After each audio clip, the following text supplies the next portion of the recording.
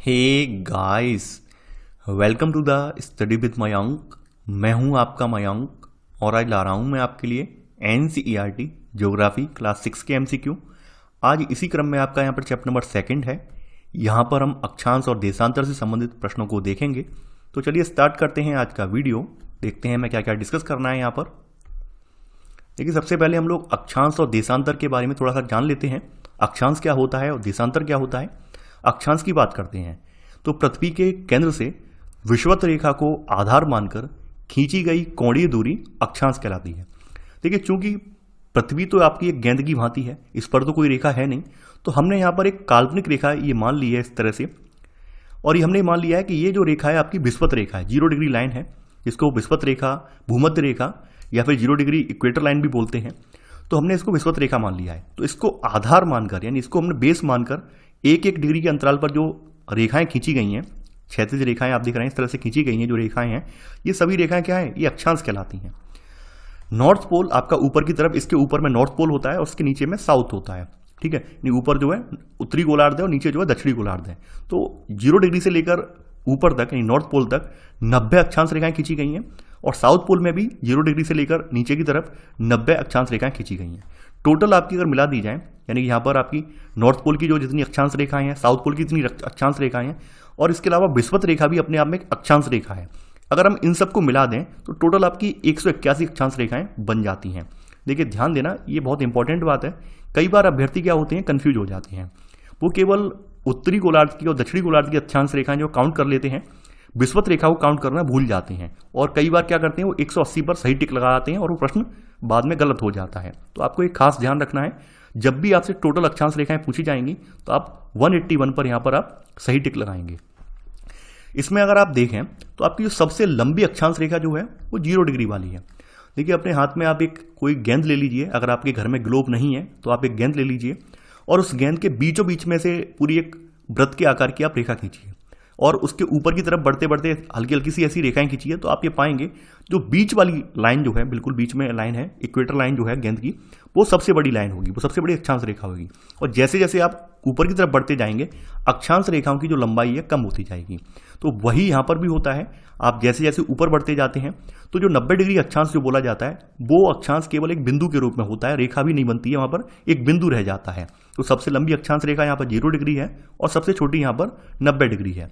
अब देखिए, इसमें भी हमने क्या किया है, अक्षांश रेखाओं में भी अपनी सुविधा के लिए वैज्ञानिकों ने यहाँ पर क्या किया है, 23.5 डिग्री उत्तरी अक्षांश को कर्क रेखा बोला है। यानी उत्तरी गोलार्ध में यहाँ पर यहाँ कहीं 23.5 डिग्री अक्षांश जो है इसको कर्क रेखा बोला है और 23.5 डिग्री दक्षिणी को यहाँ पर मकर रेखा का नाम दिया है। अक्षांश रेखाओं का काम क्या होता है, अक्षांश रेखाएं वास्तव में ताप कटबंधों को दिखाती हैं, यानी कौन कौन से जोन में क्या क्या टेम्परेचर रहेगा, इस टेम्परेचर को बताती हैं। तो ये अक्षांश रेखाओं का काम होता है। अक्षांश रेखाओं का काम है तापमान को बताना, यानी यहाँ से हमें पता चल जाता है कि किस किस रेखा पर क्या क्या टेम्परेचर रहेगा, ऊपर बढ़ने पर टेम्परेचर कम होगा या बढ़ेगा, ये हमें पता चल जाता है। तो यहाँ पर वही है, आप ये देखेंगे 0 डिग्री जो लाइन है, ये भूमध्य रेखा जो बोली जाती है, यहाँ पर पूरे वर्ष भर उष्ण टेम्परेचर रहता है, यानी गर्म टेम्परेचर रहता है। और जैसे जैसे आप नॉर्थ पोल या साउथ पोल में जाएंगे, यहाँ पर बिल्कुल ठंडा वाला यानी शीत टेम्परेचर रहता है। तो कहीं ना कहीं आपकी जो अक्षांश रेखाएं हैं ये टेम्परेचर को बताती हैं कि कौन कौन से जोन में, कौन कौन से कटिबंधों में कौन कौन कितना टेम्परेचर रहेगा, कौन सी ऋतु रहेगी। तो इसलिए हम यहाँ पर इनका अक्षांश रेखाओं का प्रयोग करते हैं। भारत का अक्षांशीय विस्तार देखें तो 8 डिग्री 4 अंश उत्तरी से लेकर 37 डिग्री 6 अंश उत्तरी है, ये भारत का विस्तार है। हमने भारत की जो भौगोलिक स्थिति पढ़ी थी वहां पर ये हमने पढ़ा हुआ है ऑलरेडी।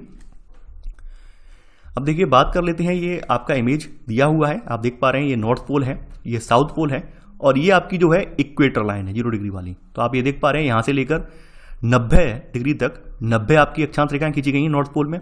इसी तरह से साउथ पोल में भी आपकी 90 अक्षांश रेखाएं खींची गई हैं। टोटल इनका करेंगे तो टोटल हो जाएंगी आपकी 181, क्योंकि इसमें हम 0 डिग्री इक्वेटर को भी काउंट करेंगे। अब बात कर लेते हैं देशांतर का। तो देशांतर रेखाएं क्या हैं, पृथ्वी पर उत्तरी ध्रुव से लेकर दक्षिणी ध्रुव तक जो रेखाएं खींची गई हैं उन्हें देशांतर रेखा, यानी ये आपका ऊपर वाला उत्तरी ध्रुव है और ये वाला दक्षिणी ध्रुव है। तो यहां से लेकर यहां तक कुछ इस तरह से हमने ये रेखाएं खींची हैं अर्धवृत्त के रूप में, ऐसे करके अर्धवृत्त के रूप में ये रेखाएं ऐसे करके खींची गई हैं। और ये भी जो रेखाएं हैं ये प्रत्येक 1 डिग्री के अंतराल पर खींची गई हैं। तो टोटल आपकी जो है 360 देशांतर रेखाएं बन जाएंगी। देखिए, व्रत का जो पूरा आप निकालेंगे, यानी व्रत जो होता है, व्रत का पूरा कोणीय मान जो होता है वो 360 डिग्री होता है। तो उसी तरह से यहाँ पर क्या है, क्योंकि ये जो देशांतर रेखाएं एक वृत्त के रूप में नहीं है बल्कि अर्धवृत्त के रूप में है, तो ऐसे करके यहाँ पे 360 देशांतर रेखाएं यहाँ पर बन जाती हैं। यहाँ पर आप देखिए, यहाँ पर दिक्कत ये थी शुरुआत में कि किस रेखा को हम 0 डिग्री माने, तो यहाँ पर वैज्ञानिकों ने इसका समाधान निकाला। तो सर्वसम्मति से इन्होंने ये किया कि इन्होंने अपनी सुविधा के लिए जो लंदन का ग्रीनविच स्थान है, यहाँ से गुजरने वाली रेखा को इन्होंने, यहाँ से गुजरने वाली देशांतरी रेखा को इन्होंने 0 डिग्री मान लिया। और इसके पूर्व में जितनी रेखाएं थी, यानी कि मान लीजिए ये वाली हम मान लेते हैं कि ये लंदन से गुजर रही है, तो इन्होंने इसको क्या मान लिया, 0 डिग्री मान लिया। इसके पूर्व में जितनी रेखाएं थी उन्होंने उनको जो है पूर्वी देशांतर का नाम दे दिया। इसके पश्चिम में इस तरफ जो रेखाएं थी उन्होंने इसको पश्चिम की रेखाओं का यानी पश्चिमी देशांतर का नाम दे दिया। 0 डिग्री यानी 0 डिग्री देशांतर रेखा को यहाँ पर प्रधान याम्योत्तर रेखा या प्रधान मध्याह्न रेखा भी कहते हैं। ठीक है, ये याद रखना, यानी कि हमेशा जो भी देशों के समय की गणना होती है वो यहीं से होती है, इसी को ध्यान में रखते हुए होती है। ये प्रधान याम्योत्तर को ध्यान में रखते हुए देशों के समय की गणना की जाती है। प्रधान याम्योत्तर रेखा के पूर्व या पश्चिम में स्थिति की जो है किसी स्थान की कोणीय दूरी देशांतर कहलाती है। यानी ये बताया गया प्रधान याम्योत्तर रेखा के पूर्व या पश्चिम में स्थित किसी स्थान की जो कोणीय दूरी है, यहाँ से जो भी रेखाएं खींची जाएंगी कोणीय दूरी पर, तो उनको हम क्या कहते हैं, देशांतर उन्हें कहलाती है वो रेखा। देशांतर रेखाओं को याम्योत्तर रेखाएं भी कहते हैं, जैसा कि अभी हमने देख लिया। इसको प्रधान याम्योत्तर कहते हैं 0 डिग्री को, और बाद बाकी देशांतर रेखाएं हैं इनको हम याम्योत्तर रेखाएं भी कह सकते हैं। ध्यान देना, यहाँ पर 180 डिग्री पूर्वी देशांतर और 180 डिग्री पश्चिमी देशांतर ये एक ही रेखा पर स्थित है, ये अलग अलग नहीं है, ये एक ही रेखा पर स्थित है। तो इस वजह से आपकी देशांतर रेखाएं टोटल कितनी होती हैं, 360 होती हैं, ये बढ़ती नहीं है। ठीक है, ये रेखाएं बढ़ती नहीं है क्योंकि वैज्ञानिकों ने इसका समाधान निकाल लिया। अब देखिए, मान लीजिए किसी रेखा को हम 0 डिग्री मान लेते हैं। एक सपोज दैट अपने आप अज्यूम करना कि हमने कोई रेखा 0 डिग्री मान ली और इसके इस साइड में भी 180 रेखाएं खींची गई हैं और इस साइड में भी 180 रेखाएं खींच दी, तो यहाँ पर क्या होगा, यहाँ पर तो 361 रेखाएं हो गई, 361 हो गई। तो वैज्ञानिकों ने इसका समाधान यही निकाला कि जो आपकी 180 वाली पूर्वी देशांतर है और 180 पश्चिमी देशांतर है, इसको एक कर दिया, यानी कि ये अलग अलग नहीं है, एक ही रेखा है। तो ऐसे करके आपकी टोटल देशांतर रेखाएं कितनी बन गई, आपकी बन गई 360 देशांतर रेखाएं। तो ये इसका समाधान इस तरह से निकाला गया। तो कंफ्यूज मत होना कि सर 0 डिग्री वाली यहाँ पे काउंट क्यों नहीं हो रही है, और काउंट सर ने कर भी दी है तो यहाँ पे 360 ही क्यों हो रही है। तो मैंने उसका जवाब आपको यहाँ पर दे दिया है। तो यहाँ पर भी आप देख पा रहे हैं, ये आपकी जो है, जो देख पा रहे हैं प्रधान याम्योत्तर है जो ग्रीनविच से जा रही है, लंदन के ग्रीनविच से ये वाली जा रही है। इसके इधर आप देखेंगे, यानी पूर्व में ये ईस्ट वाला हिस्सा है और ये वाला वेस्ट वाला हिस्सा है। तो ईस्ट में आप देखेंगे यहाँ भी 180 तक रेखाएं खींची गई हैं और इधर भी 180 तक खींची गई हैं, और 180 वाला जो देशांतर है वो दोनों का सेम है, पूर्वी देशांतर का भी एक ही है और पश्चिमी देशांतर का भी वही सेम है। तो आप ये देख पा रहे हैं इस तरह से। अब देखिए, आपके सामने ग्लोब का 2D नक्शा है। आप यहाँ पर अब तक तो ग्लोब का जो है 3D नक्शा देख रहे थे, ये त्रिआयामी नक्शा देख रहे थे। ये आपका 2 आयामी नक्शा है, खास करके आपने स्कूल कॉलेज में देखा होगा पोस्टर के फॉर्म में। तो यहाँ पर इस तरह से दर्शाया गया है। ये आप जो लाइन देख पा रहे हैं, ये आपकी प्रधान याम्योत्तर रेखा है जो कि लंदन के ग्रीनविच से या ग्रीनिच से होकर गुजरती है।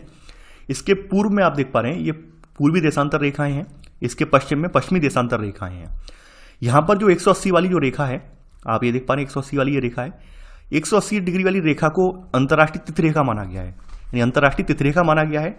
और ये वास्तव में क्या है, एक काल्पनिक रेखा है और ये प्रशांत महासागर के मध्य से होकर गुजरती है। ये रेखा जो है, इसको इसलिए माना गया है ताकि जो है समय की गणना आसानी से की जा सके।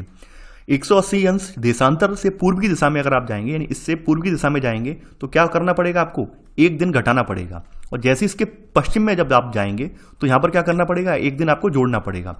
एक सिंपल एग्जाम्पल मैं दे देता हूँ। मान लीजिए 7 तारीख, यहाँ पर 7 तारीख है, तो यहाँ पर क्या होगा, यहाँ पर अमेरिका में आपको 6 तारीख देखने को मिलेगी। यानी कि ये पृथ्वी अपने अक्ष पर रोटेट करती है, हम लोग जानते हैं, और ये घूर्णन जो पृथ्वी अपने अक्ष पर करती है, ये पश्चिम से पूर्व करती है, ये पश्चिम से पूर्व की ओर होता है, यानी पश्चिम से पूर्व इस तरह से होता है एंटी क्लॉकवाइज मूवमेंट में। देखिए, एक मुझसे गलती हो गई, गलती मुझसे आपका जो चैप्टर 1 का वीडियो था वहाँ पर मैंने त्रुटि बस ये बोल दिया था, जो आपका शुक्र और जो अरुण ग्रह है ये एंटी क्लॉकवाइज चलते हैं। वो एंटी क्लॉकवाइज नहीं है, वो क्लॉकवाइज है, यानी घड़ी की दिशा में चलते हैं। यानी उनका घूर्णन जो है आपका उन ग्रहों का वो पूर्व से पश्चिम की ओर है, जबकि बाद बाकी जो बचे हुए ग्रह हैं उन सभी ग्रह का जो है घूर्णन जो है पश्चिम से पूर्व की ओर है, यानी एंटी क्लॉकवाइज है। तो पृथ्वी का घूर्णन जो है एंटी क्लॉकवाइज है, पश्चिम से पूर्व की ओर पृथ्वी घूर्णन करती है। ये बात आपको ध्यान रखनी है। हालांकि मैंने उस चैप्टर में भी जो कमेंट बॉक्स है उसमें बता दिया है और वहां पे पिन भी कर दिया है अपने कमेंट को, तो आप वो देख के सुधार सकते हैं। अब देखिए, ये हम देख पा रहे हैं, ये हमारा देशांतरी विस्तार है यानी कि हम लोग ग्रीनविच से 68 डिग्री पूर्व में यहाँ से लेकर 97 डिग्री पूर्व तक हमारा भारत का देशांतरी विस्तार है। आप ये देख पा रहे हैं यहाँ पर। अब आपका पहला प्रश्न है, पृथ्वी के लघु एवं वास्तविक प्रतिरूप ग्लोब के संदर्भ में निम्नलिखित कथनों पर विचार कीजिए। पूछा गया है कौन सा कथन यहाँ पर सत्य है। पहला है, एक सुई ग्लोब में झुकी हुई अवस्था में स्थित होती है, इसे अक्ष कहा जाता है। सेकंड है, ग्लोब पर वे दो बिंदु जिनसे होकर सुई गुजरती है उत्तर तथा दक्षिण ध्रुव हैं। थर्ड है आपका, एक अन्य काल्पनिक रेखा भी ग्लोब को दो बराबर भागों में बांटती है, इसे विषुवत या भूमध्य रेखा कहा जाता है। देखिए, आपने देखा होगा अक्सर जो ग्लोब होता है वो कुछ इसी तरह से होता है। आपके मन में प्रश्न भी आता होगा कि ग्लोब झुका हुआ क्यों होता है। उसके झुके होने का रीजन ये है कि पृथ्वी अपने अक्ष पर 23.5 डिग्री झुकी हुई है, तो इसी की प्रतिरूप की वजह से इसको भी 23.5 डिग्री झुकाया गया है। तो आप देख पा रहे हैं कि ये ग्लोब जो है अपने अक्ष पर झुका हुआ है। अक्ष का मतलब जो है कि यहाँ पर जो ग्लोब झुका हुआ है इस तरफ से, ये आप देख पा रहे हैं, ये जो सुई है जिस पर ये झुका हुआ है इसको अक्ष बोला जाता है। ये पोर्शन जो है अक्ष कहलाता है। तो यहाँ पर आपका पहला वाला कथन बिल्कुल सही है। और ये जो सुई जो कि आपकी यहाँ पे इसको निकल रही है, यानी कि ग्लोब पर वे दो बिंदु जिनसे ये होकर ये सुई गुजरती है, इनको नॉर्थ पोल और साउथ पोल बोला जाता है, यानी उत्तरी ध्रुव और दक्षिणी ध्रुव इनसे बोला जाता है। तो यहाँ पर सेकंड वाला कथन भी सही है। एक अन्य काल्पनिक रेखा भी ग्लोब को दो बराबर भागों में बांटती है, यानी आप देख पा रहे हैं ये रेखा जो है बीच में से इसको ग्लोब को बांट रही है। इसको 0 डिग्री लाइन, इक्वेटर लाइन, भूमध्य रेखा या विषुवत वृत्त भी कहा जाता है। तो यहाँ पर आपका तीसरा वाला कथन भी सही है। तीनों ही कथन यहाँ पर आपके सही हैं, तो आंसर होगा आपका डी, उपरोक्त सभी। दूसरा प्रश्न है अब आपका, विषुवत वृत्त के संदर्भ में निम्नलिखित कथनों पर विचार कीजिए। पूछा गया है कौन सा कथन यहाँ पर सत्य है। पहला है, विषुवत वृत्त 0 डिग्री अक्षांश को प्रदर्शित करता है। सेकंड, विषुवत वृत्त का प्रत्येक बिंदु दोनों ध्रुवों से समान दूरी पर होता है। थर्ड है आपका, विषुवत वृत्त से उत्तर या दक्षिण की कोणीय दूरी को, इसकी माप को देशांतर कहते हैं। देखिए, हम लोग पहले ही जान चुके हैं कि जो बीच वाली जो रेखा है जो कि पृथ्वी को दो भागों में विभाजित करती है, काल्पनिक रेखा, इसको 0 डिग्री बोला जाता है। 0 डिग्री अक्षांश या फिर विषुवत वृत्त या फिर भूमध्य रेखा इसको बोला जाता है। तो यहाँ पहला वाला कथन बिल्कुल सही है। अगर आप यहाँ से विषुवत वृत्त का जो प्रत्येक बिंदु है दोनों जो ध्रुव हैं इनसे समान दूरी पर है, यानी यहाँ से लेकर यहाँ तक की जो दूरी है ये भी समान है, यहाँ से लेकर यहाँ तक की जो दूरी है ये भी समान है, यानी कोई डिफरेंस नहीं है, क्योंकि बिल्कुल बीचों बीच में ये काल्पनिक रेखा मानी गई है। तो यहाँ पर आपका सेकंड वाला कथन भी सही है। अगला बोला गया है कि विषुवत वृत्त से उत्तर या दक्षिण की ओर कोणीय दूरी की माप को देशांतर कहते हैं। देखिए, इसके उत्तर या दक्षिण में जो कोणीय दूरी की माप होती है उससे क्या बनती है, अक्षांश रेखाएं बनती हैं, ना कि देशांतर रेखाएं। ऐसे करके अक्षांश रेखाओं का निर्माण होता है ऐसे करके। तो यहाँ पर आपका थर्ड कथन गलत हो जाएगा। ये अक्षांश देशांतर नहीं कहते हैं बल्कि इनको अक्षांश कहते हैं। तो यहाँ पर आपका केवल पहला दूसरा कथन सही है, तो आंसर है आपका ए, केवल 1 और 2। तीसरा प्रश्न है अब आपका, निम्नलिखित कथनों पर विचार कीजिए। महाराष्ट्र में चंद्रपुर एवं ब्राजील में बेलो हॉरिजॉन्टे दोनों एक ही अक्षांश 20 अंश पर स्थित हैं। चंद्रपुर विषुवत वृत्त के 20 अंश दक्षिण में एवं बेलो हॉरिजॉन्टे विषुवत वृत्त के 20 अंश उत्तर में स्थित है। देखिए, बात करें तो आपका जो महाराष्ट्र का चंद्रपुर है और ब्राजील का बेलो हॉरिजॉन्टे है, ये दोनों एक ही अक्षांश पर हैं, यानी 20 डिग्री अक्षांश पर हैं। अब ये यहाँ पर नहीं बताया गया कि उत्तरी है या दक्षिणी है, ये यहाँ पर नहीं बताया गया है, तो उस हिसाब से यहाँ पे पहला वाला स्टेटमेंट सही हो जाएगा। अब देखिए, थोड़ा सा आप लॉजिक लगाएं तो आपको अभी मैंने बताया था कि अपने जो भारत का अक्षांशीय विस्तार जो है 8 डिग्री 4 अंश उत्तरी से है, यानी यहाँ से लेकर 37 डिग्री 6 अंश तक है। 37 डिग्री 6 अंश उत्तरी तक हमारा भारत का विस्तार है। तो ऑब्वियस सी बात है कि चंद्रपुर जो होगा वो दक्षिण में तो नहीं होगा, उत्तर में ही होगा। तो यहाँ पर आपका सेकंड वाला स्टेटमेंट गलत हो जाएगा। चंद्रपुर जो है आपके विषुवत वृत्त के 20 अंश उत्तर में और बेलो हॉरिजॉन्टे जो है विषुवत वृत्त के 20 अंश दक्षिण में स्थित है, यानी यहाँ पर उल्टा लिखा हुआ है। आप यहाँ पर देख भी पा रहे हैं, इक्वेटर लाइन जो है वो ब्राजील से होकर गुजर रही है, तो ये स्थान जो है ब्राजील के नीचे कहीं पड़ता है। तो यहाँ पर आपका सेकंड वाला स्टेटमेंट गलत हो जाएगा। यहाँ पर आपका सेकंड वाला कथन सही है, क्योंकि पूछा गया है कौन सा कथन असत्य है, केवल सेकंड वाला कथन असत्य है, तो आंसर है आपका बी। चौथा प्रश्न है अब आपका, निम्नलिखित में से किस या किन बिंदु को आधारभूत संदर्भ बिंदु कहते हैं? उत्तरी ध्रुव, दक्षिणी ध्रुव, उत्तरी एवं दक्षिणी दोनों ध्रुवों को, या इनमें से कोई नहीं? देखिए, जैसा कि आप लोग जानते हैं पृथ्वी की आकृति गोल है, इसका कोई किनारा नहीं है जहां से कोई इसकी दूरी नापी जा सके, लेकिन फिर भी पृथ्वी पर आपके दो बिंदु मौजूद हैं, नॉर्थ पोल और साउथ पोल के रूप में। तो इन बिंदुओं को जो है आधारभूत संदर्भ बिंदु कहते हैं। तो यहां पर आपका चौथे का आंसर होगा आपका सी वाला। पांचवा प्रश्न है अब आपका, नीचे दिए गए सूची 1 को सूची 2 से सम्मिलित कीजिए। यहां पर सूची 1 में आप देख पा रहे हैं कर्क रेखा, मकर रेखा, उत्तर ध्रुव व्रत और दक्षिण ध्रुव व्रत बताया गया है। कर्क रेखा जो है आपकी 23.5 डिग्री उत्तरी रेखा जो है इसको कर्क रेखा कहते हैं। मकर रेखा 23.5 डिग्री दक्षिणी जो रेखा है इसको मकर रेखा कहा जाता है। उत्तर ध्रुव व्रत देखिए 66.5 डिग्री जो रेखा जा रही है उसको उत्तर ध्रुव व्रत बोला जाता है उत्तरी गोलार्ध में।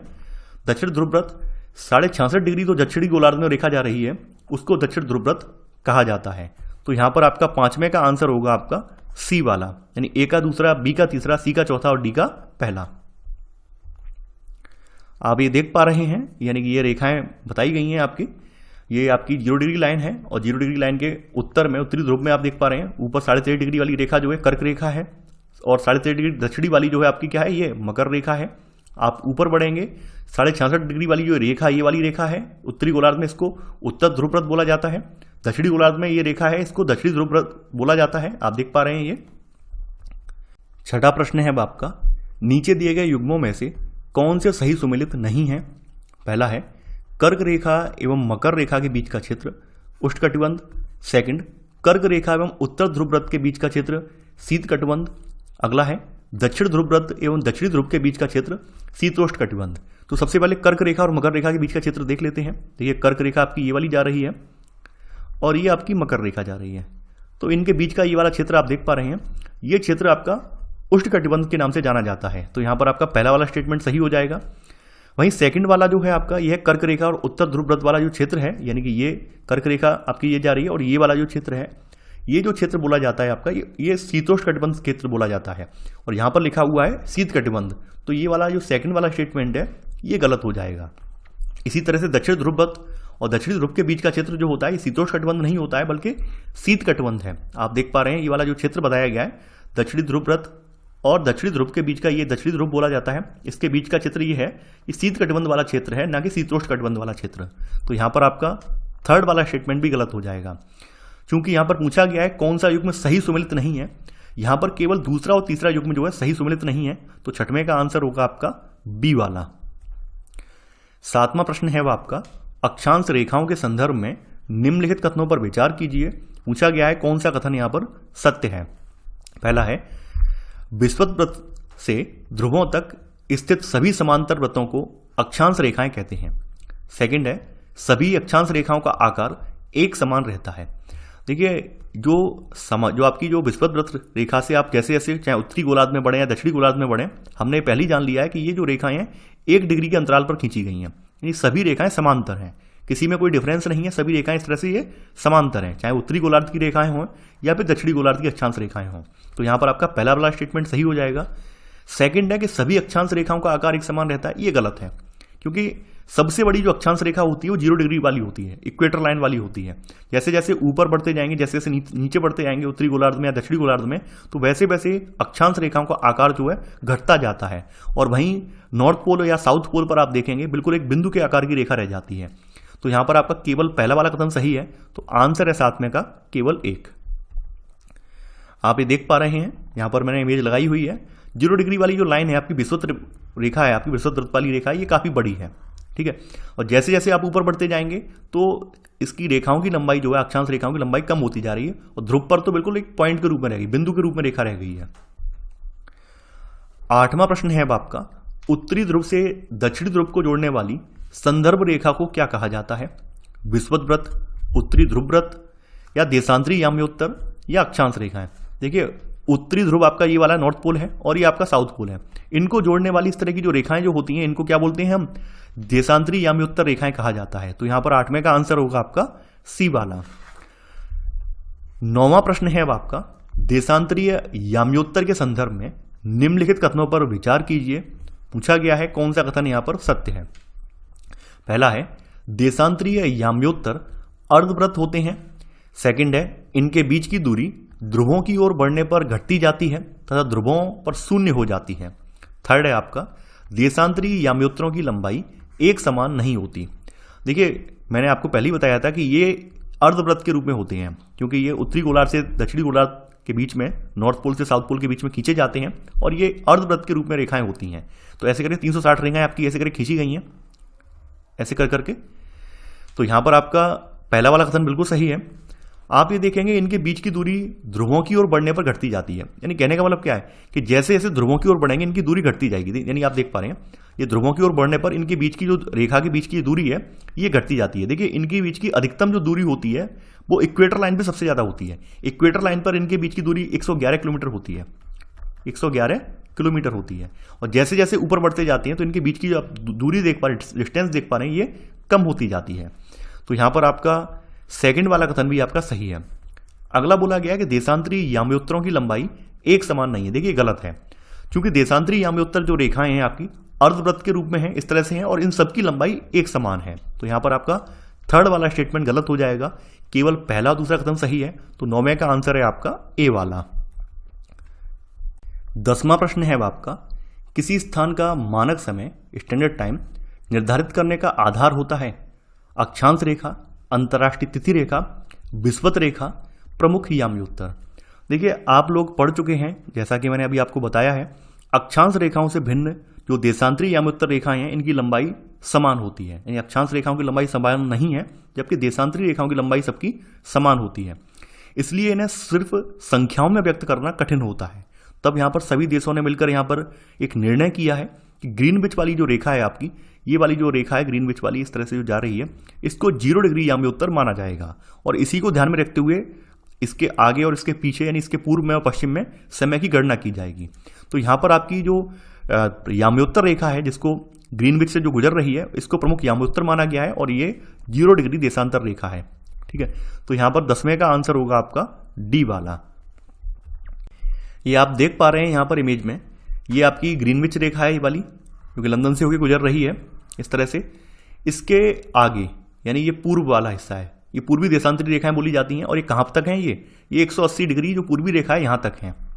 तो ग्रीनविच रेखा से ये आगे 180 डिग्री पूर्वी रेखा तक के बीच की जो भी देश हैं, इन सबका समय ग्रीनविच वाली रेखा के समय से आगे रहेगा। वहीं 180 डिग्री पश्चिमी रेखा और 0 डिग्री वाली जो ग्रीनविच रेखा है, इसके बीच के जो देश हैं इनका समय ग्रीनविच वाली रेखा से पीछे रहेगा। ये बात मैं आपको पहले ही बता चुका हूं। 11वां प्रश्न है अब आपका, देशांतर रेखाओं के संदर्भ में निम्नलिखित कथनों पर विचार कीजिए। पूछा गया है कौन सा कथन यहां पर सत्य है। पहला है, प्रमुख याम्योत्तर तथा 180 डिग्री याम्योत्तर मिलकर पृथ्वी को समान भागों यानी पूर्वी गोलार्ध और पश्चिमी गोलार्ध में विभक्त करती हैं।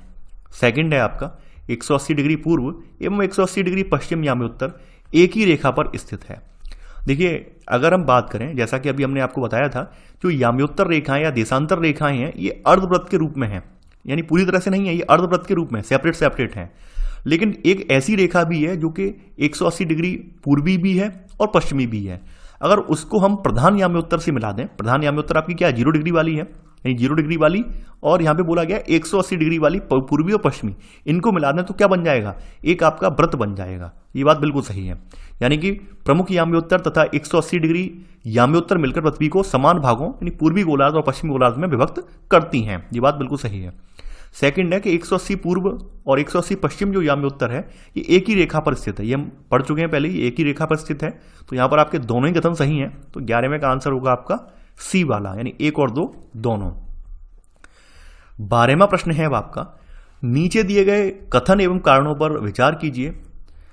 कथन है, ग्रीनविच से पूर्व के स्थानों का समय ग्रीनविच समय से आगे होता है तथा पश्चिम के स्थानों का समय पीछे होता है। कारण, पृथ्वी अपने काल्पनिक अक्ष पर पूर्व से पश्चिम की ओर घूमती है।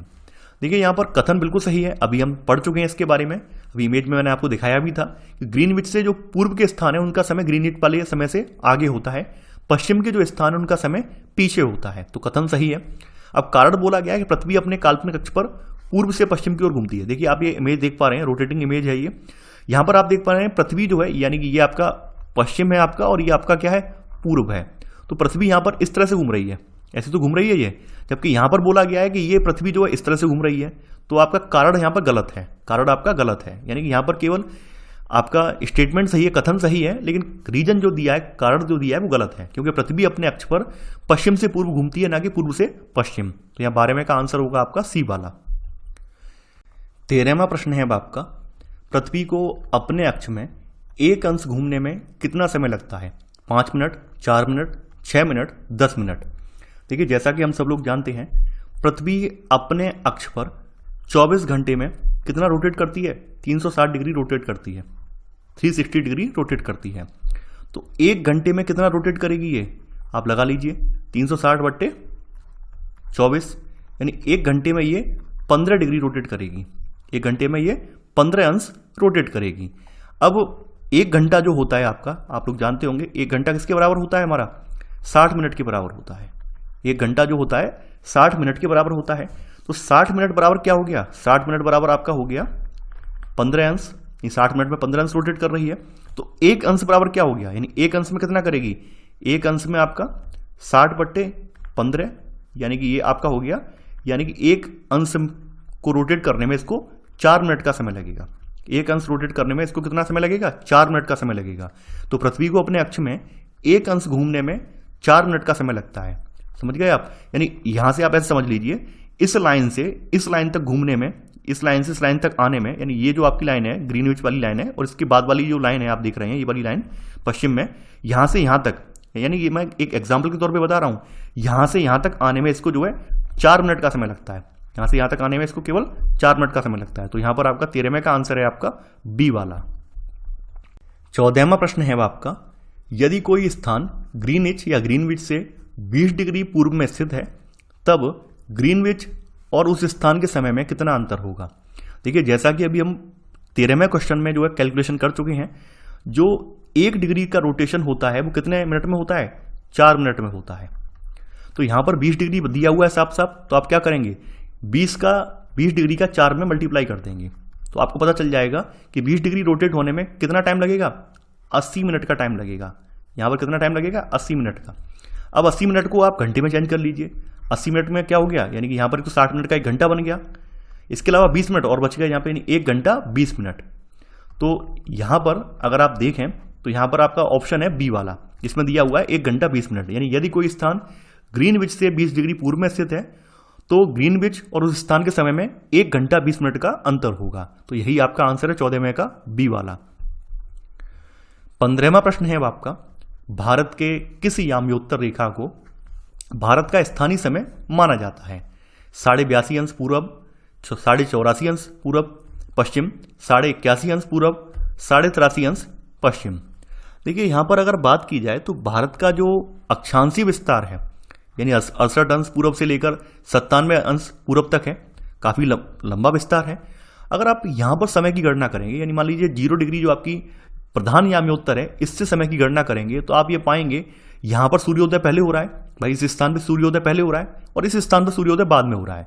और आपने सुना भी होगा और पढ़ा भी होगा कि यहां पर, यानी कि जो आपका अरुणाचल प्रदेश है, अरुणाचल प्रदेश में सूर्योदय और गुजरात में सूर्योदय में 2 घंटे का लगभग डिफरेंस है। ऐसे में क्या होगा, अगर मान लीजिए यहां का समय 2 घंटे पहले चल रहा है और यहां का समय 2 घंटे बाद चल रहा है, तो ट्रेनों के आवागमन में, लोगों के व्यापार वगैरह में, या फिर लोगों के ऑफिस जाने में भी दिक्कत होगी। तो इसका हल ऐसे निकाला गया, सरकार ने क्या किया, सरकार ने कहा ना तो हम यहां का समय मानेंगे और ना हम यहां का समय मानेंगे, हम इसके मिड में एक बीच का एक समय निकाल लेते हैं, जो कि यहां पर भी लागू होगा और वो यहां पर भी लागू होगा। तो ऐसे करके भारत में एक मानक याम्योत्तर रेखा ऐसे करके डाल दी गई। 82.5 अंश पूरब को जो है मानक याम्योत्तर रेखा मानी गई, यानी इस स्थान का 82.5 अंश पूर्व याम्योत्तर रेखा का जो समय होगा, वही समय यहां पर अरुणाचल प्रदेश में भी लागू होगा और वही समय गुजरात में भी लागू होगा। जिससे क्या होगा कि ये टाइम डिफरेंस जो क्रिएट हो रहा था 2 घंटे वाला, ये टाइम डिफरेंस क्रिएट नहीं हो पाएगा। तो ये इसका हल निकाला गया। तो यहां पर आपका 15वें का आंसर होगा आपका ए वाला, 82.5 अंश, यानी 82.5 अंश पूर्व वाला जो है ये आपका आंसर है। अब देखिए, ध्यान देना, कई बार ये भी पूछा जाता है कि भारत की जो मानक याम्योत्तर रेखा है 82.5 अंश पूर्व जो है, ये कितने राज्यों से होकर गुजरती है? ये आपकी टोटल 5 राज्यों से होकर गुजरती है, जिसमें आपका यूपी आ जाता है, एमपी आ जाता है, आपका जो है सीजी आ जाता है, छत्तीसगढ़ जो आ जाता है, ओडिशा आ जाता है, ओडी में लिख दे रहा हूं, ओडिशा आ जाता है, शॉर्ट में लिख दे रहा हूं। इसके अलावा आपका आंध्र आ जाता है, आंध्र प्रदेश आ जाता है। तो ये आपकी जो है 5 राज्यों से होकर गुजरती है। यानी याद रखना, कई बार पूछी जाती है कि भारत की जो मानक यामी उत्तर रेखा है 82.5 अंश पूर्व, ये कितने राज्यों से होकर गुजरती है? 5 राज्यों से गुजरती है, कई बार पूछा गया है। तो 15वें का यहां पर आंसर है ए। 16वां प्रश्न है आपका, भारत के मानक समय एवं ग्रीनविच के मानक समय में कितना अंतर है? यानी भारत के मानक समय में और ग्रीनविच के मानक समय में कितना अंतर है? देखिए, ग्रीनविच वाला समय आप देख पा रहे हैं कितना है, 0 डिग्री वाली लाइन है, यानी ये 0 डिग्री वाली लाइन है। और हमारे भारत में जो मानक यामी उत्तर रेखा आपने कितनी मानी है? 82.5 अंश पूर्व मानी है। यानी हमारे भारत में मानक यामी उत्तर रेखा यहाँ कहीं है, यहाँ कहीं है, ठीक है। ये 82.5 अंश हमने मानी है, 82 सही 1/2 अंश मानी है। अब अगर आप इसमें 4 का मल्टीप्लाई कर दें, 82.5 में 4 का मल्टीप्लाई कर दें, तो आपको जो भी प्राप्त होगा, यानी अगर आप करके देख लीजिए कैलकुलेशन, 82.5 में आप गुणा कर दीजिए 4 मिनट का, तो आपको जो भी समय मिनट में मिलेगा उसको घंटे में बदल लेना, तो आपको ये समय प्राप्त होगा 5 घंटा 30 मिनट आगे। यानी चूंकि आपको पहले ही पढ़ चुके हैं, जो ग्रीनविच रेखा है इसके आगे वाला जो हिस्सा है, पूर्व वाला हिस्सा है, यहाँ पे समय आगे रहता है, इसके पीछे जो हिस्सा है पश्चिम वाला, यहाँ पे समय पीछे रहता है। तो हमारा समय क्या है, ग्रीनविच से आगे रहेगा। कहने का मतलब ये है कि मान लीजिए जब हमारे यहाँ मॉर्निंग, यानी सॉरी, जब ग्रीनविच पर सवेरा हुआ होगा, जब ग्रीनविच पर सुबह के 6:30 बज रहे होंगे, तब हमारे यहाँ दोपहर हो रही होगी। आप ऐसे समझ लीजिए, यानी जब ग्रीनविच पर यहाँ पर यानी 6:30 बज रहे होंगे सुबह के, तब हमारे यहाँ पर 82.5 पर दोपहर हो रही होगी, 12 बज गए होंगे। समझ रहे हैं आप? तो यहाँ पर आंसर होगा आपका डी वाला, 5 घंटा 30 मिनट आगे। यानी हमारा समय जो है ग्रीनविच वाले समय से 5 घंटा 30 मिनट आगे है। तो 16वें का आंसर है आपका डी वाला। 17वां प्रश्न है, अब देखिए ये वाले प्रश्न मैंने आपकी जो किताब में दिए हुए प्रश्न थे वहां से उठाए हैं। प्रमुख याम्योत्तर का मान है, प्रमुख याम्योत्तर कौन सी मानी गई है? प्रमुख याम्योत्तर मानी गई है 0 डिग्री वाली रेखा, जो कि सभी देशों ने इसको क्या है, प्रमुख याम्योत्तर माना है, और यहीं से अपने अपने देशों के समय की गणना लगाई जाती है। तो यहां पर आपका आंसर है 17वें का सी, 0 डिग्री वाली। 18वां प्रश्न है, शीत कटिबंध किसके नजदीक पाया जाता है? यानी आप देख पा शीत कटिबंध किसके नजदीक है? कर्क रेखा, ध्रुवों के पास, विषुवत व्रत, मकर रेखा। देखिए शीत कटिबंध चाहे उत्तरी गोलार्ध में देख लें या दक्षिणी गोलार्ध में देखें, दोनों ही शीत कटिबंध जो है ये ध्रुवों के पास है। यहां पर भी उत्तरी ध्रुव है और यहां पर दक्षिणी ध्रुव है, यानी ये ध्रुवों के पास अवस्थित है। तो 18वें का आंसर होगा आपका बी वाला। 19वां प्रश्न है, देशांतरों की कुल संख्या है। अब देखिए देशांतरों की गणना हम पहले ही कर चुके हैं, 45, 90, 180, 360। देशांतरों की कुल संख्या है 360। उसका रीजन भी मैंने बताया था, क्योंकि यहां पर फर्क नहीं पड़ता है। यहां पर जो 0 डिग्री, जैसे आपने देखा ये 0 डिग्री इसके इधर 180 तक और इसके इधर 180 तक, और मैंने आपको ये भी बताया कि दोनों जो पूर्व वाला 180 है और पश्चिम वाला 180 है, ये एक ही पॉइंट पर है, यानी एक ही बिंदु पर है। तो इस वजह से ये गणना जब भी करते हैं तो 361 रेखाएं नहीं होती हैं, बल्कि 360 ही होती हैं। समझ रहे होंगे आप, ये 361 नहीं होती हैं बल्कि 360 ही होती हैं। और वैसे अगर आप करेंगे तो ये ज़्यादा निकल जाएंगी, वैसे अगर आप करेंगे तो ये ज़्यादा निकल जाएंगी, लेकिन चूंकि ये एक ही स्थान पर मौजूद है तो इसलिए ये 360 ही होती हैं। तो यहां पर 19वें का आंसर होगा आपका डी वाला। 20वां प्रश्न है अब आपका, दक्षिण ध्रुव व्रत स्थित है, यानी दक्षिण ध्रुव व्रत ये कहां पर स्थित है? उत्तरी गोलार्ध में, दक्षिणी गोलार्ध में, या फिर पूर्वी गोलार्ध में, या पश्चिमी गोलार्ध में? ऑब्वियस सी बात है, दक्षिण लगा हुआ है तो दक्षिणी ध्रुव व्रत जो है दक्षिणी गोलार्ध में ही होगा। तो 20वें का आंसर है आपका बी वाला। 21वां प्रश्न है अब आपका, ग्रिड किसका जाल है? अक्षांशों, रेखाओं एवं देशांतरी याम्योत्तरों का, कर्क रेखा एवं मकर रेखा का, सी है उत्तर ध्रुव एवं दक्षिण ध्रुव का, डी है शीत एवं शीतोष्ण कटिबंध का। देखिए जो आपका अक्षांश और देशांतर के बीच का जो जाल बन जाता है, ये बॉक्स बनना है इस तरह के, इन बॉक्सों को जो है ग्रिड कहा जाता है, इनको ग्रिड बोलते हैं। तो ये ग्रिड जो है अक्षांश रेखाओं और देशांतरी याम्योत्तरों का जाल है। तो यहां पर 21वें का आंसर होगा आपका ए वाला। अब 22वां प्रश्न है अब आपका, जब 82.5 डिग्री पूर्वी देशांतर पर मध्याह्न हो, मध्याह्न का मतलब क्या है, 12 बजे हो, यानी यहां पर मध्याह्न का मतलब है 12 बजे हो, ठीक है, तब प्रातः के 6:30 बजे किस देशांतर या अंश पर बजेंगे? अभी इसका आंसर हमने बताया था आपको। देखिए जब लंदन का जो ग्रीनविच वाला टाइम है, 0 डिग्री अक्षांश जिसको हम बोलते हैं, अगर मान लेते हैं 0 डिग्री अक्षांश पर 6:30 बजे हैं, 6:30 मॉर्निंग के हुए हैं, और हम अभी ये पढ़ चुके हैं कि भारत का जो 82.5 डिग्री मानक समय है, 82.5, ठीक है, मानक जो समय है हमारा, ये इससे कितना आगे है, 5 घंटा 30 मिनट आगे है, 5 घंटा 30 मिनट ये इससे आगे है। तो ऑब्वियस सी बात है, अगर आप 5.5 को 6.5 घंटे में जोड़ देंगे तो यहां पर कितना हो जाएगा, 12 बन जाएगा ये, ठीक है। यानी कि ये कौन से अक्षांश की बात हो रही है, ये हो रही है 0 डिग्री पूर्वी या पश्चिमी पर, क्योंकि यहाँ पर क्लियर नहीं दिया हुआ है कि मॉर्निंग का है या फिर शाम का समय यहाँ पे 6 बजे है, ये यहाँ पे नहीं बोला गया है। तो यहाँ पर आपका सी वाला ऑप्शन होगा। ये प्रश्न आपके आईएएस परीक्षा में पूछा गया प्रश्न है, तो यहाँ पर 22वें का आंसर है आपका सी वाला। 23वां प्रश्न है अब आपका यहाँ पर, शून्य अंश अक्षांश तथा शून्य अंश देशांतर अवस्थित है, यानी शून्य अंश जो अक्षांश है और शून्य अंश जो देशांतर है ये कहां पर पड़ता है। देखिए बात की जाए तो आप लोग जानते हैं शून्य अंश वाला जो अक्षांश है वो आपका लंदन के ग्रीनविच से होकर गुजरता है ऐसे करके, ठीक है, ये वाला गुजर रहा है।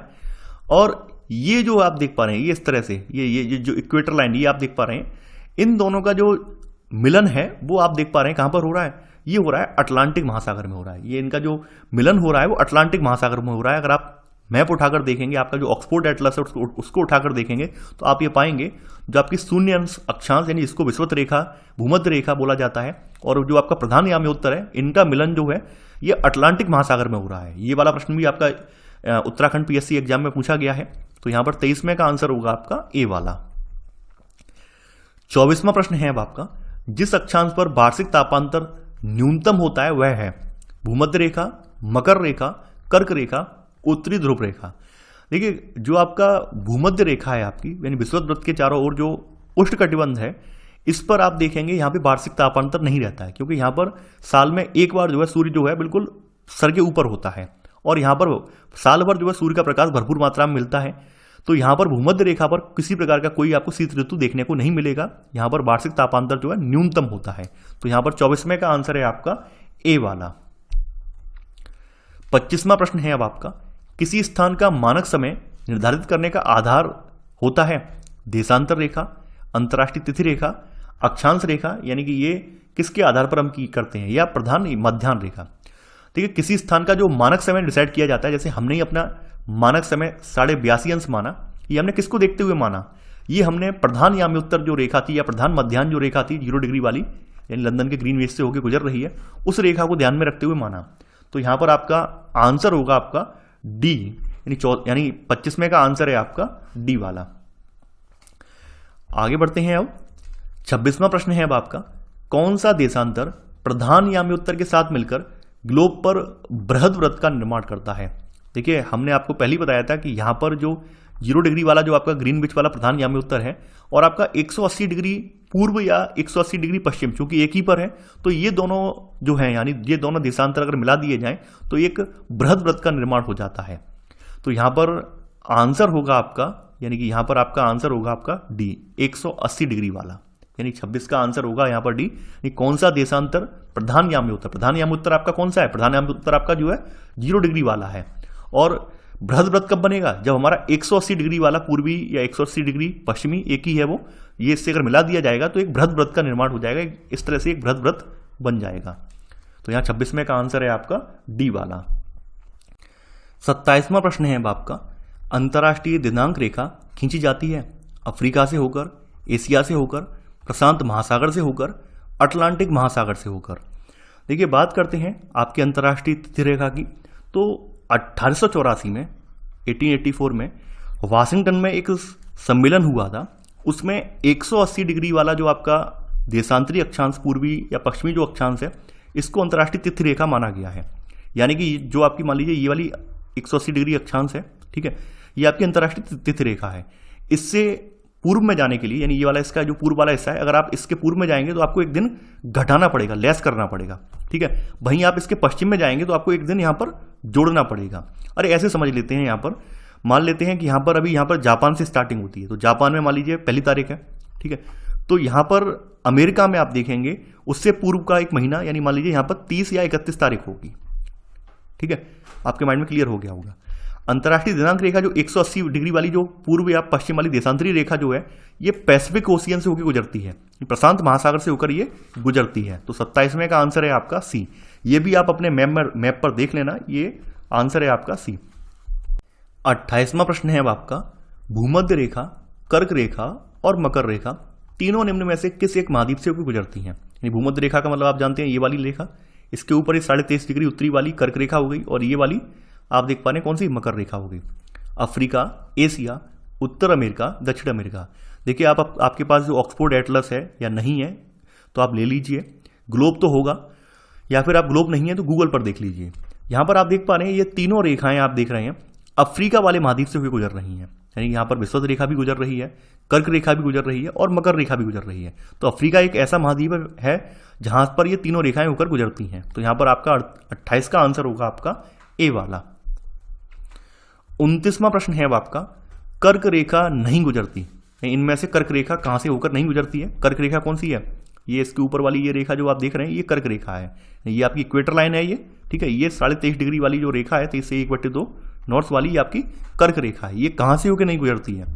मिस्र से, भारत से, ईरान से या म्यांमार से?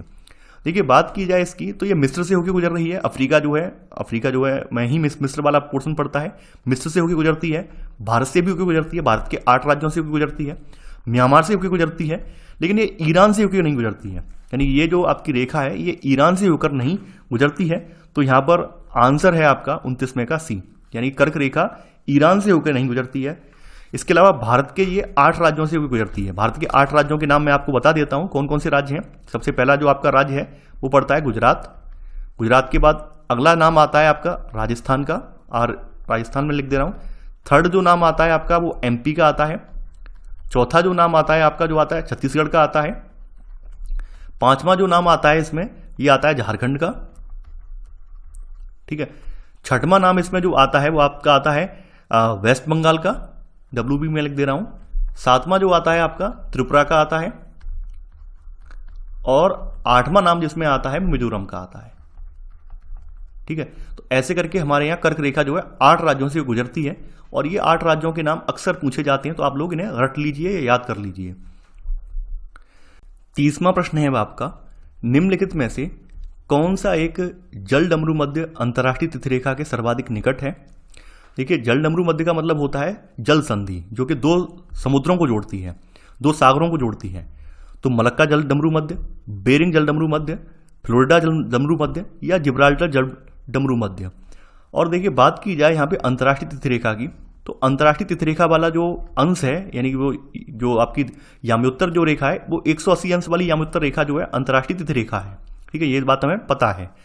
तो मलक्का जल डमरू की बात कर लेते हैं। मलक्का जो जल संधि है ये आपकी इंडियन ओशियन और पैसिफिक ओशियन को जोड़ती है, इंडियन ओशियन और पैसिफिक ओशियन को ये जोड़ती है।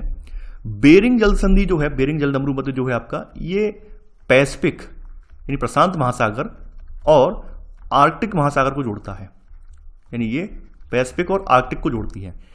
फ्लोरिडा वाली जो है आपकी ये गल्फ ऑफ मैक्सिको, जो आपकी गल्फ ऑफ मैक्सिको है, मैक्स लिख दे रहा हूं मैं, इसके अलावा अटलांटिक महासागर को जोड़ती है ये, ठीक है। जिब्राल्टर वाली की बात की जाए तो जिब्राल्टर वाली जो है अटलांटिक को किससे? मेडिटेरियन सी से जोड़ती है, अटलांटिक को मेडिटेरियन से जोड़ रही है, ठीक है। यानी मैं फिर से क्लियर कर दे रहा हूं, मलक्का जल डमरू जो है आपका जो हिंद महासागर है इसको प्रशांत महासागर से जोड़ता है। बेरिंग जल डमरू जो है आपकी ये प्रशांत महासागर को आर्कटिक महासागर से जोड़ती है। फ्लोरिडा वाली जो है ये गल्फ ऑफ मैक्सिको जो है, यानी मैक्सिको खाड़ी को अटलांटिक महासागर से जोड़ती है। जिब्राल्टर वाली जो है ये अटलांटिक महासागर को जो आपका भूमध्य सागर है इससे जोड़ती है। तो आप यहाँ पे खुद अनुमान लगा सकते हैं कि आपकी ये बेरिंग जल डमरू है, यही आपकी जो है 180 डिग्री जो है आपकी अंतर्राष्ट्रीय तिथि रेखा है इसके सर्वाधिक समीप है, सर्वाधिक निकट है। तो यहां पर आपका 30वें का आंसर होगा आपका बी वाला। ये प्रश्न भी पूछा गया है एग्जाम में, तो आई होप आप लोगों को पसंद आया होगा इस तरह का मेथड। 31वां प्रश्न है अब आपका, प्रधान याम्योत्तर गुजरती है। देखिए प्रधान याम्योत्तर जो रेखा है, यानी 0 डिग्री वाली जो देशांतरी रेखा आपकी जो है ग्रीनविच वाली रेखा, ये कहां से गुजरती है? अल्जीरिया से, फ्रांस से, नाइजीरिया से, पुर्तगाल से। देखिए मैं यहां पर देशों के नाम लिख देता हूं। अगर हम यूरोप की बात करें, अगर हम यूरोप में जाएं और यूरोप में अगर देखें कि जो प्रधान याम्योत्तर कहां से गुजरती है, तो यूरोप में आपका एक तो यूके से गुजरती है, यूनाइटेड किंगडम से गुजरती है, इसके अलावा ये स्पेन से गुजरती है, ठीक है, और आपकी फ्रांस से गुजरती है, ठीक है। इसके अलावा अफ्रीका कॉन्टिनेंट में घुस जाएं तो अफ्रीका कॉन्टिनेंट में कौन कौन से देशों से आपकी गुजर रही है? अफ्रीका कॉन्टिनेंट में कुछ देश हैं आपके, जैसे आपका घाना हुआ, इसके अलावा अल्जीरिया है, ठीक है। अल्जीरिया के अलावा यहां पर माली है, इसके अलावा आपका इसमें टोगो है और एक बुर्किना फासो है। यहां पर एक देश और है जिसका नाम है बुर्किना फासो करके, तो अफ्रीका में इन देशों से गुजरती है। वहीं इसके अलावा ये जो आपकी प्रधान याम्योत्तर रेखा 0 डिग्री वाली रेखा है, ये अंटार्कटिका से भी होकर गुजरती है। जो आपकी अंटार्कटिका जो है आपका यहां से होकर गुजरती है। तो ऐसे करके आपको देख लिया, यूरोप में 3 देश हैं, यूके, स्पेन और फ्रांस। अफ्रीका में घाना, अल्जीरिया, माली, टोगो, बुर्किना फासो, इनसे होकर गुजर रही है और फिर अंटार्कटिका से होकर गुजर रही है। तो आप लगा लीजिए अनुमान यहाँ पर, ठीक है। तो यहाँ पर आपका देखो अल्जीरिया हो गया, फ्रांस हो गया, ठीक है। इसके अलावा नाइजीरिया से नहीं गुजर रही है, ना ही ये पुर्तगाल से गुजर रही है। तो यहाँ पर आपका सही आंसर जो है आपका 1 और 2 है, यानी 1 एवं 2 यहाँ पर सही कथन है। तो आंसर है यहाँ पर ए। 32वां प्रश्न है अब आपका, किसी जगह का स्थानीय समय 6 प्रातः है, यानी 6 AM है, जबकि ग्रीनविच मीन टाइम GMT 3 प्रातः है। उस जगह की देशांतर रेखा क्या होगी?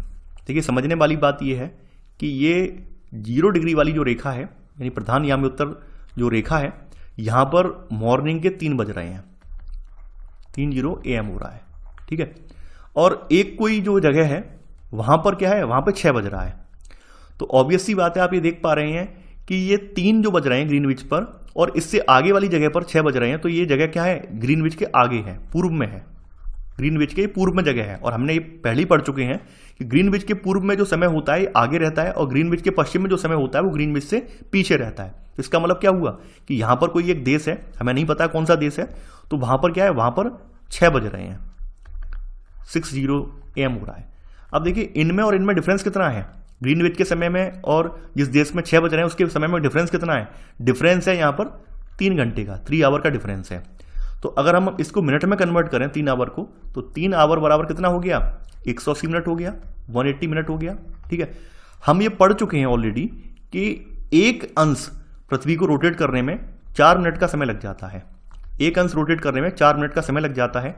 तो ऑब्वियस सी बात है 180 मिनट में कितने रोटेट होंगे, तो आप क्या करेंगे, 180 में 4 का भाग दे दीजिए, 4 का भाग देने पर यहां पर आ गया 45, यानी कि 45 अंश, यानी कि 3 घंटे अगर ये आगे है यहां पर, तो ये जो स्थान है आपका, यानी कि ये ग्रीनविच से जो स्थान है ये वाला, ये 45 अंश पूर्व वाला स्थान है, पूर्व वाला देशांतर है, 45 अंश पूर्व वाला ये देशांतर है जहां पर ये 6 बज रहे हैं। तो यहां पर आपका आंसर होगा आपका 32वें का बी वाला। 33वां प्रश्न है अब आपका, भूमध्य रेखा निम्नलिखित में से किस देश से होकर नहीं गुजरती? Kenya, Mexico, Indonesia, Brazil.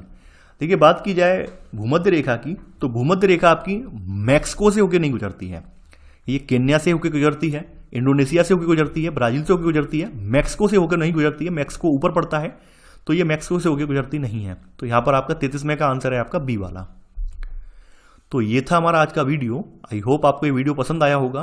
देखिए मैं अब हर वीडियो में प्रयास ये कर रहा हूं, केवल आपके जो चैप्टर से संबंधित प्रश्न ही नहीं बना रहा हूं, बल्कि यहां पर जो भी उससे रिलेटेड प्रश्न आए हुए हैं एग्जाम में वो भी आपके सामने रख रहा हूं। तो आई होप आपको आपकी वीडियो ज़्यादा पसंद आ रहा होगा, कंटेंट ज़्यादा पसंद आ रहा होगा, और कंटेंट भी यहाँ पर आपको जो है अलग टाइप का है। यानी जो लोगों की शिकायत ये थी कि सर एनसीईआरटी से अगर हम पढ़ते हैं तो एनसीईआरटी वाले क्वेश्चन तुम पूरा कर लेते हैं, लेकिन एग्जाम पेपर जब हम देखते हैं, एग्जाम के पेपर देखते हैं तो वहाँ पे अटेम्प्ट ही नहीं कर पाते हैं। तो आई होप आपको ये अभ्यास भी यहाँ पर हो जाएगा, यानी आप ये जान पाएंगे एग्जाम में किस तरह से पूछे जाते हैं, कैसे अटेम्प्ट हमें करना है, किस तरह से लॉजिक अपना लगाना है, ये भी सब चीज़ें आपके माइंड में क्लियर होती जाएंगी। तो आप लोग जुड़े रहिए, बने रहिए मेरे साथ, और वीडियो को लाइक और शेयर करना बिल्कुल नहीं भूलिए। तो चलिए आज के लिए बस इतना ही। Thanks for watching. जय हिंद।